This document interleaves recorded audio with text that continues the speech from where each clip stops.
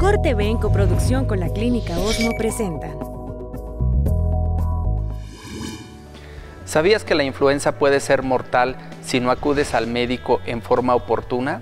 En el 2009 tuvimos una pandemia, la cual se originó por no contar con medidas de prevención. Es importante tener un diagnóstico oportuno de la influenza. Hoy platicaremos acerca de este tema.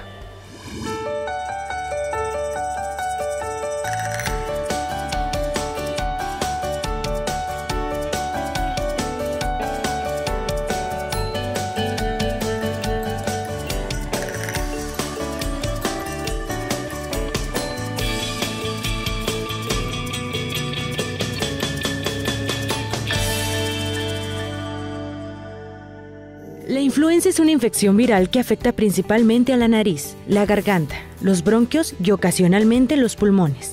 Generalmente dura una semana y se caracteriza por la aparición repentina de fiebre alta, dolores musculares, dolor de cabeza, malestar general importante, tos seca, dolor de garganta y rinitis. Hay 4 tipos de virus de la influenza: A, B, C y D. Los virus A y B en seres humanos causan epidemias estacionales casi todos los inviernos. El virus se transmite con facilidad de una persona a otra a través de gotitas y pequeñas partículas arrojadas al toser o estornudar. Por esto es normal que se propague rápidamente en forma de epidemias estacionales. La mayoría de los afectados se recuperan en 1 o 2 semanas, sin embargo, en niños pequeños, en adultos mayores y personas aquejadas de otras enfermedades graves, la infección puede complicarse de manera importante hasta provocar neumonía o causar la muerte. Si quieres saber más sobre la influenza, entérate con nuestros especialistas en Prevenir es Vivir.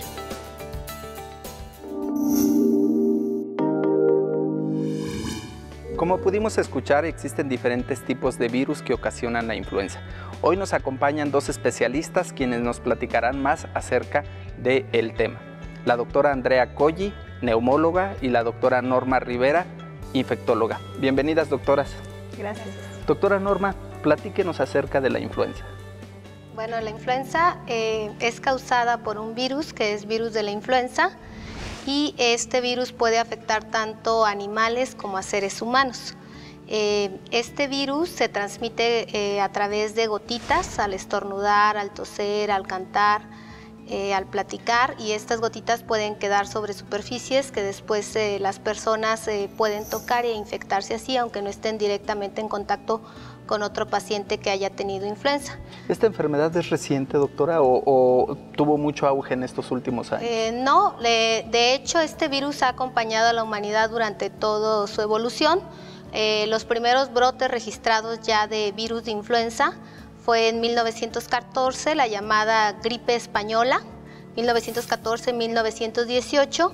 Este virus de influenza estuvo en Europa, en toda Europa, causó más muertes que incluso la Segunda Guerra Mundial, 40 millones de muertos. Sin embargo, se le denomina influenza española porque España fue el país que dio los reportes de mortalidad y de incidencia y prevalencia, aunque en toda Europa había esta enfermedad. Entonces, en ese tiempo, como no se conocía la forma de transmisión, pues era muy fácil que se infectaran las personas y que murieran en grandes cantidades de población. Y ha habido otros brotes de influenza, pandemias o epidemias. Hubo gripes asiáticas también en 1947 y 1958 en Hong Kong. Ocasionalmente hay brotes de influenza en algunos lugares, por eso es que se establece una red de vigilancia epidemiológica de virus respiratorios e influenza a través del mundo. Tradicionalmente en Asia es donde se originan las mutaciones del virus de influenza. Como les mencionaba, este virus puede infectar especies animales, aves, puede infectar algunos otros mamíferos, caballos, por ejemplo, cerdos, y tradicionalmente los virus son específicos de una especie. Sin embargo, el virus de la influenza puede tener variaciones antigénicas o mutaciones que pueden permitirle brincar de una especie a otra. El virus de la influenza puede tener 2 tipos de mutaciones, una que se llama drive y otra que se llama shift.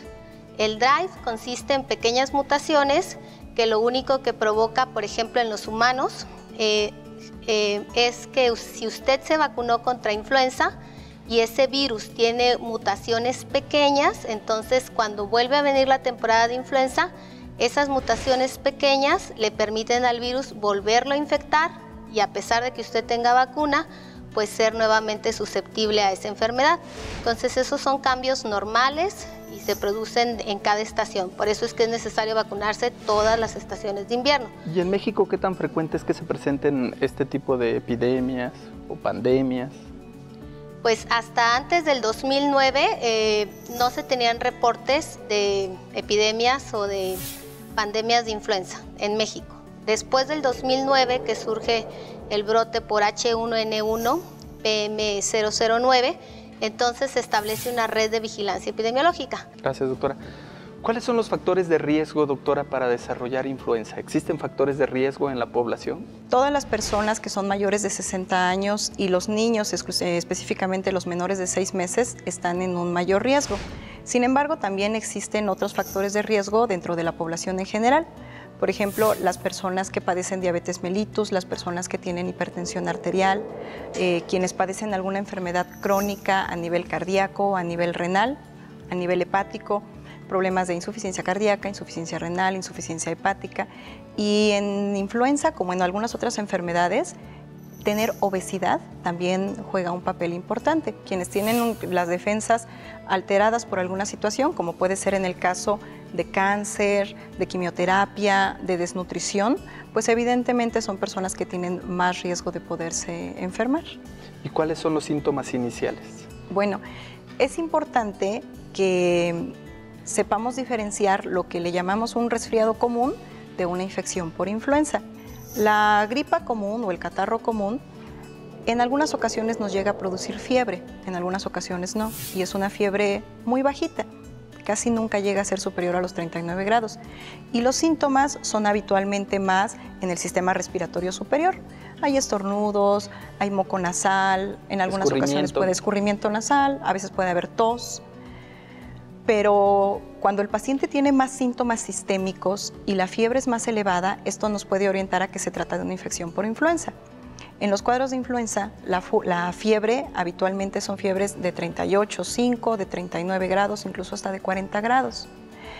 El ataque al estado general, le llamamos así a una serie de síntomas que el paciente nos refiere como dolor de cuerpo, dolor de cabeza, sensación de debilidad, de agotamiento, ganas de no quererse levantar ni de la cama, son más aparatosos en la influenza que en una gripe común y corriente. Los síntomas sistémicos son un poco más aparatosos.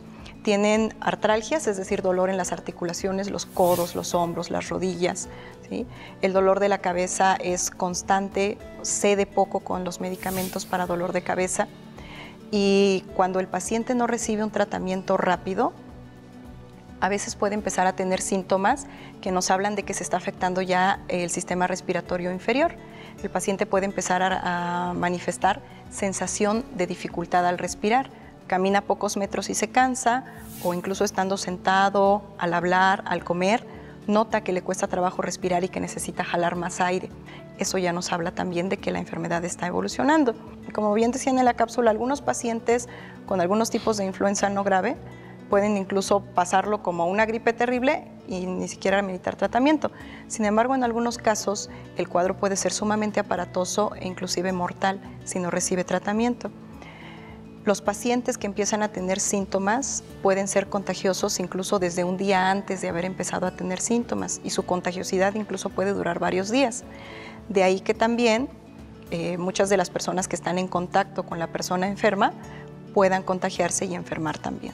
Y aquí habría que tener cuidado en los pacientes mayores de 65 años, porque los adultos mayores de 65 años generalmente no tienen fiebre, al contrario, pueden tener hipotermia o solamente tener somnolencia, estar indiferentes al medio, un cuadro respiratorio. Entonces, en estas personas, aun cuando no tengan fiebre, se podría sospechar de influenza. O los niños tampoco generalmente a veces tienen fiebre, puede ser sobre todo niños muy pequeños, neonatos o recién nacidos, podrían tener solo irritabilidad, tos y no tener fiebre o no tener falta de aire. Entonces, en esos extremos de la vida podría dar cuadros atípicos. Por eso es que, sobre todo en temporada de invierno, o si sabemos que hay un brote de influenza, pues hay que considerar a estos pacientes, y siempre en los diagnósticos diferenciales debe de estar esta enfermedad. ¿Esta enfermedad es estacional? Es decir, ¿se presenta solamente en los meses de frío o encontramos casos en temporadas de calor como ahorita que estamos? Lo típico es que se presente en la temporada de invierno, que va generalmente desde finales de octubre hasta marzo. Sin embargo, en los últimos años, los brotes de influenza no han sido en estos meses, al contrario, ha sido ya a finales de febrero o principios de marzo, que no son los meses típicos de la influenza. Entonces, si bien es más frecuente que se presente durante el periodo de invierno, puede ser que se tenga influenza incluso en otra época del año. ¿Cuáles son las pruebas con las que hacemos el diagnóstico, doctora? Bueno, las pruebas, lo más confiable para hacer el diagnóstico sería tomar muestras del moco que está en la nariz, le llamamos hisopado nasofaringio. A estas pruebas, como es un virus, se necesitan estudios especiales para poder determinar si están infectados los pacientes. Entonces, las pruebas que se realizan es el llamado cultivo viral. Ese tiene 100% de efectividad, sin embargo, los sitios en que se realiza ese estudio pues son muy pocos porque necesitan laboratorios muy especializados. Entonces se puede tomar ese moco nasal y hacer una prueba que se llama PCR para influenza. Ese busca el material genético del virus y es una prueba confiable. Los métodos diagnósticos más confiables es el PCR y el cultivo viral. ¿Y en qué momento se deben de hacer? Porque yo me imagino que hay un momento específico en el que debes de hacer la prueba. El periodo de incubación es de 1 a 2 días, entonces incluso antes de que aparezcan los síntomas, como ya mencionaba la doctora Colli, el virus ya se está excretando. Entonces podría tomarse incluso 1 o 2 días antes de que inicien los síntomas o hasta 7 días después de que iniciaron los síntomas. Algo que ocurre cuando esta enfermedad no se diagnostica y se trata a tiempo es que evoluciona hacia neumonía. Y cuando un paciente desarrolla neumonía por influenza, estamos ante un cuadro muy grave. ¿En qué momento el paciente o la persona debe de decir, sabes que esto no es normal? Generalmente cuando hay infecciones de vías respiratorias por virus, con el transcurso de los días 48 horas, 72 horas máximo deben de mejorar los síntomas. Sin embargo, como mencionaba la doctora Colli, en el caso de influenza la fiebre es muy alta, mayor de 39 grados hasta 40 grados. Si pasan 3 días y la fiebre no cede, tenemos que pensar de que se trata de algo más grave. O por ejemplo, si da otros síntomas, en lugar de mejorar, empeora. Los dolores musculares, los dolores articulares, sensación de falta de aire, mayor debilidad, mayor postración, no querer levantarse de la cama, no poder comer. Eso me debe de alertar a que algo está mal, ¿no? Puede ser que se trate de alguna otra infección respiratoria, pero como ya mencionaba la doctora Colli, lo mejor es acudir al médico y ya el médico determinará si se trata de un caso de influenza o alguna otra infección respiratoria, pero no dejarlo pasar, es decir, que piense es una gripa, se me tiene que quitar y cada día voy empeorando. No, porque entre más rápido se recibe el tratamiento, el pronóstico es mejor. Gracias, doctora. Es importante que acudas al médico, sobre todo al especialista, una vez que han pasado más de 2 días y no sientes mejoría. Vamos al siguiente corte promocional.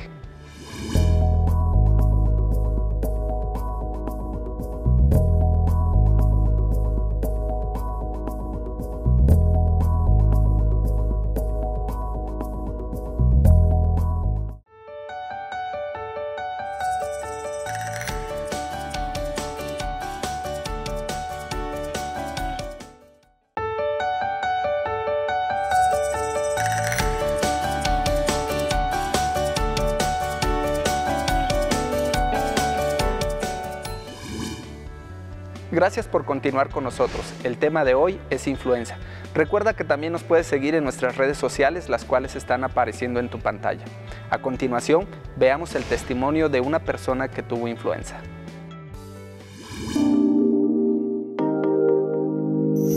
Contarles los síntomas de la influenza prácticamente fueron dolor de cabeza, dolor de cuerpo por las temperaturas altas que yo tenía. Fue en el 2010 cuando fue lo de inicio de lo que es la influenza, cuando a mí me acudí primero a una farmacia pensando que, como normalmente piensa uno, es una simple gripa. En realidad me atendieron, me dieron medicamentos para la gripa, pero no me resultó. Estuve prácticamente casi una semana con esa parte hasta que ya no aguanté más, me dieron una inyección que no me ayudó para nada. Me vieron tan mal que fuimos a visitar al doctor y él al verme automáticamente me dijo que yo tenía influenza, yo muy avanzada. Me fui, me llevaron mis familiares, en este caso mi cuñada y mi esposa, me llevaron a la clínica de especialidades.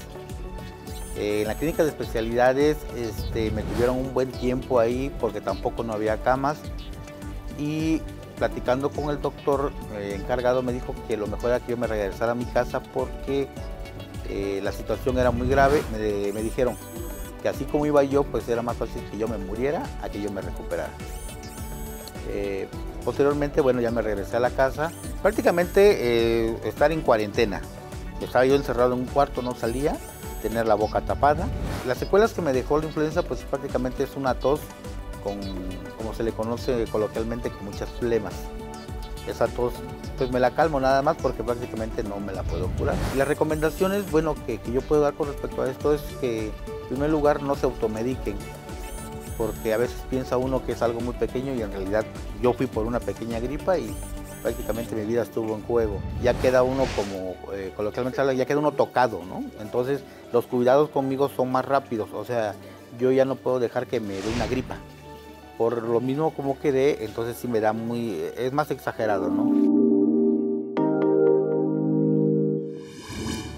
Como parte importante de una enfermedad es el tratamiento oportuno. La doctora nos seguirá platicando acerca de cuáles son los tratamientos, pero antes, doctora, ¿es común que las personas se automediquen y sobre todo cuando tienen cualquier resfriado que tomen antibiótico? ¿Es correcto que tomen antibiótico las personas? Bueno, los antibióticos son medicamentos que están diseñados para infecciones bacterianas, para atacar bacterias. Y en la mayoría de los casos, las infecciones respiratorias superiores pueden ser más bien de un origen viral. Por lo tanto, el uso de un antibiótico no va a tener ningún efecto. Por el contrario, si nosotros utilizamos los antibióticos de una forma indiscriminada, podemos provocarnos resistencia bacteriana y que en el momento en el que realmente necesitemos ese medicamento ya no nos surta el efecto adecuado. Sobre todo ocurre más resistencia bacteriana cuando utilizamos un antibiótico y ni siquiera lo completamos los días de tratamiento que se requiere. Hemos visto cada vez bacterias más resistentes y que antibióticos que antes habitualmente eran sensibles para matar determinada bacteria, ahora ya no es así. Es muy importante que no se automedique. Doctora, de tratamiento en específico, cuando ya es diagnosticada la influenza, ¿cuál es el tratamiento que debe recibir un paciente? Bueno, como mencionaba la doctora Colli, para tratar virus pues se necesitan antivirales. Entonces, para estos virus de influenza hay influenza A e influenza B. Específicamente, el virus de influenza generalmente es resistente a los llamados medicamentos, por ejemplo, amantadina. Entonces, si se sospecha que tiene virus de influenza, el tratamiento que debe recibir es un antiviral específico que se llama oseltamivir. Este medicamento tiene que recibirse temprano. Es muy importante que inicie temprano, porque si el paciente tiene una influenza grave que ya tiene neumonía, incluso recibiéndolo ya el pronóstico no es tan bueno como el recibirlo. Generalmente se recomienda que en las primeras 24, máximo 48 horas del inicio de los síntomas se inicie el antiviral. Este antiviral tiene una dosis estándar, pero necesita ser ajustado si el paciente tiene insuficiencia renal o si tiene insuficiencia hepática grave. Si es un niño, tendrá que ser administrado por kilogramo de peso. Generalmente sus efectos adversos son náusea o vómito.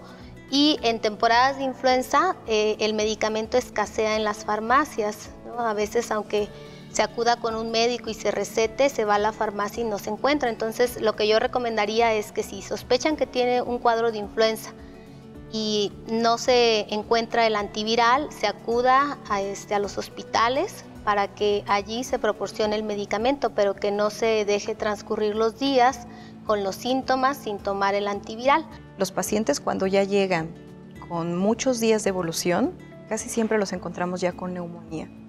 Cuando un paciente desarrolla neumonía, el principal problema es que el pulmón ya no va a poder hacer su principal trabajo, que es oxigenar. Por eso empiezan a sentir falta de aire.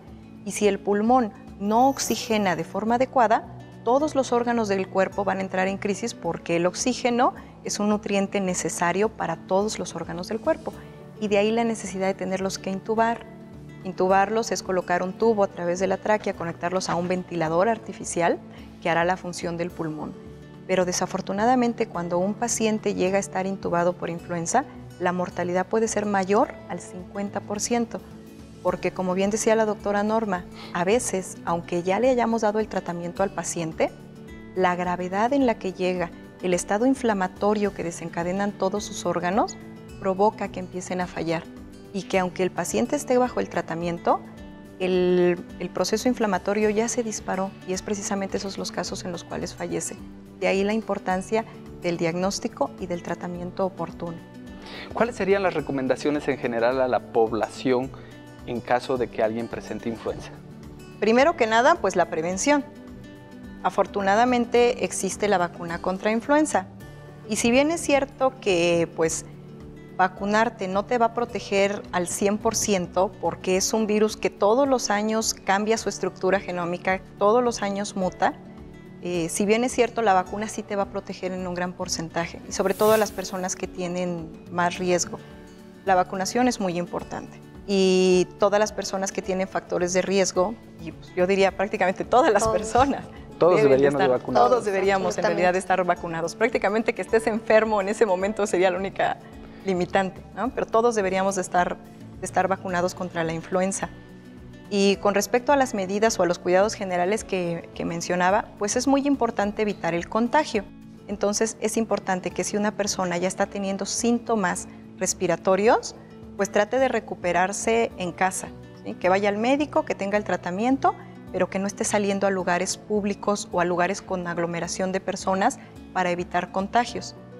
Algo que también se nos olvida con frecuencia es protegernos cuando estornudamos, cuando tosemos.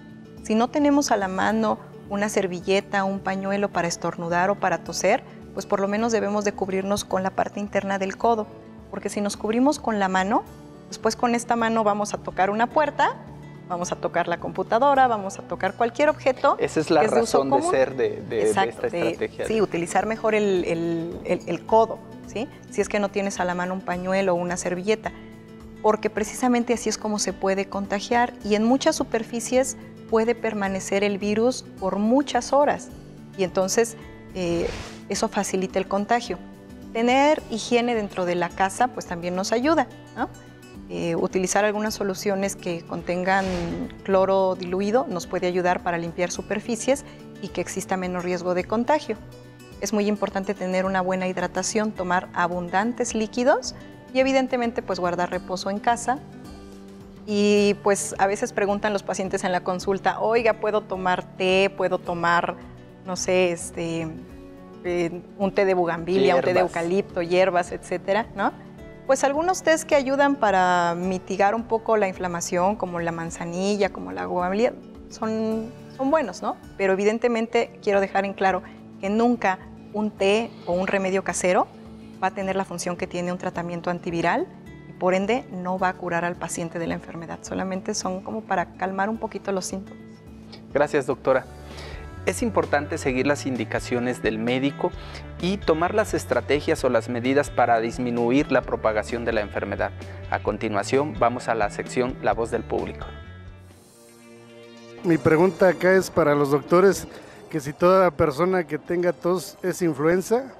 Quisiera preguntarle a los médicos que si por vivir en un lugar tan frío es probablemente que me dé influenza. Doctores, por aquí tenemos algunas dudas del público, si en los lugares fríos es común que dé la influenza. El caso aquí de San José, tan bonito. Bueno, el que vivas en un lugar frío no necesariamente te predispone a que por eso te enfermes de influenza, porque si no, pues todas las personas que viven en Canadá, en Alaska, estarían enfermos todo el tiempo. Los cambios bruscos de temperatura sí pueden hacer que las defensas pulmonares y respiratorias disminuyan, pero el frío por sí solo no es. Gracias, doctora. Doctora, ¿todo lo que es tos es influenza? No, pues por supuesto que no. Como mencionábamos, influenza es una enfermedad respiratoria que tiene varios síntomas y no solamente incluyen aparato respiratorio, pero la tos puede tener otras causas infecciosas y no infecciosas. Doctora, yo tengo una duda. ¿Qué pasa con este mito o tabú que la gente tenía sobre ponerse la vacuna?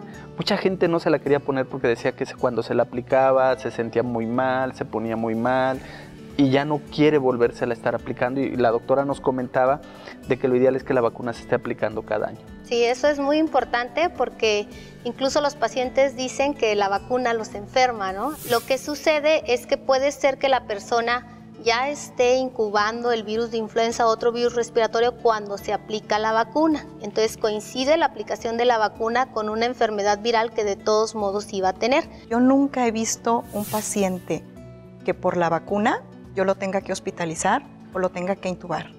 Y por no tener la vacuna, enfermarse de influenza y llegar tarde a recibir el tratamiento, he visto pacientes que los he tenido que hospitalizar, que los he tenido que intubar y que incluso han fallecido. Entonces, si nosotros comparamos este riesgo contra este beneficio, evidentemente los pequeños síntomas o molestias secundarias que nos pueda dar la vacuna son nada comparando con la protección que nos puede otorgar. Entonces, lo ideal es que todas las personas se vacunen. Yo que he visto morir tantas personas de influenza, o sea, yo prefiero tener un cuadro clínico así, pero no una neumonía. Entonces, a veces es sorprendente cómo hay enfermedades que se pueden prevenir con una vacuna y por no ponérnosla, poner en riesgo la vida. Muchísimas gracias, doctoras, por acompañarnos en el programa. Agradecemos su presencia. Si ya tiene influenza, no acuda a lugares concurridos y procure no saludar de mano, abrazo o beso. Tampoco comparta alimentos, bebidas, vasos, platos y cubiertos. Ayude a evitar que se propague la enfermedad. La importancia de acudir al médico ante cualquier síntoma nos disminuye la probabilidad de tener una influenza que puede ser mortal, así como seguir las indicaciones para evitar la propagación de esta enfermedad. Recuerda, te esperamos en nuestro siguiente programa. Prevenir es vivir.